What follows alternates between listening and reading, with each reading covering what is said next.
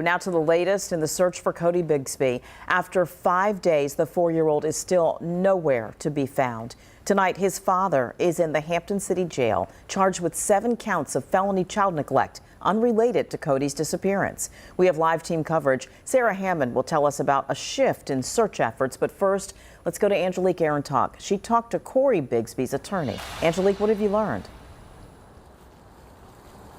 Since Cory Bigsby's family hired a lawyer yesterday to represent him, Hampton attorney Jeffrey Ambrose says he got to talk with Bigsby for the first time this afternoon. Ambrose tells me that since reporting Cory missing, Bigsby stayed at police headquarters against his will.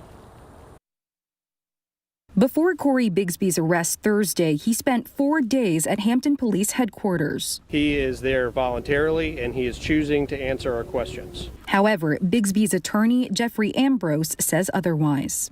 In speaking with Mr. Bigsby, he advised me that he was not there voluntarily.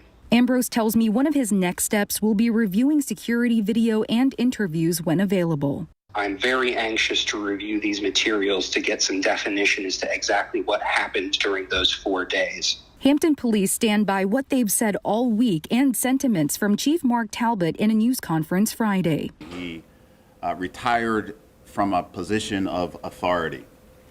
He seems to be quite intelligent. He seems to be quite capable. And part of his capabilities seems to be understanding his rights. At no time did he request to see an attorney. Had he made such a request, we would have honored that request. Ambrose says he still has to review all of Bigsby's interviews and statements, but refutes what the chief said. My understanding is that he did request an attorney and to remain silent, at least at some point during this process, and that those requests may not have been honored correctly. Bigsby remains the top person of interest in the case of his missing son. Ambrose says that when asked where Cory could be, Mr. Bigsby told him he does not know. Live in Hampton, Angelique Arentalk, 13 News Now.